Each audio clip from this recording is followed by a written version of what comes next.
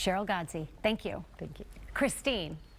Well, did you know Kansas City is the perfect spot to spot monarch butterflies? We're right in the middle of their migration route. But if you want to catch them this year, you have to look fast. They're migrating to Mexico as we speak.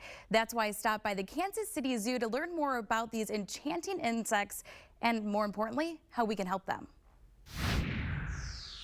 Monarchs are interesting because they're actually kind of dying off, right? They are. What's really threatened is that amazing migration from southern Canada to Mexico. They're still in pretty large numbers, but those numbers are starting to decrease because of habitat loss. Because all along that corridor, we're losing the one plant that really matters to them, and that's milkweed. And talk to me a little bit about monarchs in general, because we all know they start from as a caterpillar and end up as a butterfly, but it's kind of a cool process, and you really do show it here. Yeah, it's an amazing life cycle, and we actually raise them here. So we'll go out and we'll collect the caterpillars we find out on the zoo grounds. We'll bring them here onto our own milkweed that we grow, and they eat and they eat and they get nice and big until they're ready to make their chrysalis. They shed their skin, they make that chrysalis, and it looks just like the ones in there. They get the name monarch from that gold rim that you see around the outside of the chrysalis. That's unique to this butterfly. They saw it, they said it looks like a crown, and they named them the monarch butterfly.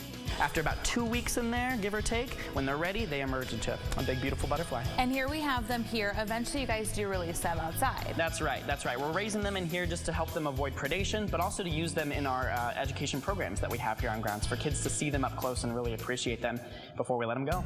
All right, I want to talk more about this migration. What happens? What are some fun things that people don't really know about it? Typically, about one generation will make the journey southward as it moves through the United States and down to central Mexico and overwinter there. But then as they make their way back north, it's successive generations. They're laying eggs on all the milkweed they can find. A few generations later, they make it to Canada. So the ones coming back south the next year have never been to that site in Mexico before. How do they know where to go? You know, this is still something that's being studied by scientists. There's a lot of theories out there, including using the sun as a directional tool and using a little bit of the Earth's magnetic field, similar to how many birds actually migrate.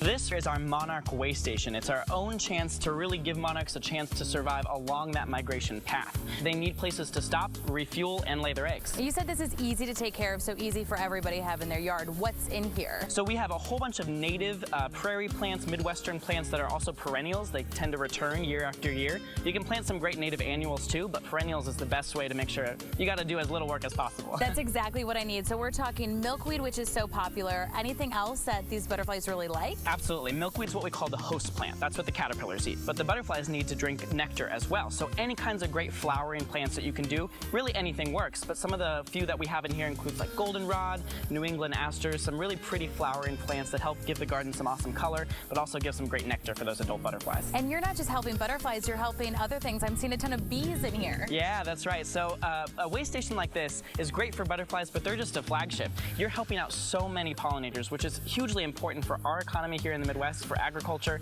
and for the food on our plates.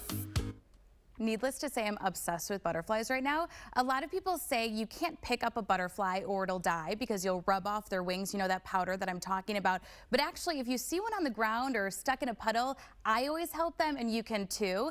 David says that's okay. He says butterflies are very strong insects. They do migrate that whole way after all. But he does say you have to be careful, and you always should be careful when working with wildlife. Make sure you do your research so you're careful and cautious. And Alexis, you know how to pick them up just right so you don't pick up one wing and not the other. Right. We want you to help them, not hurt them.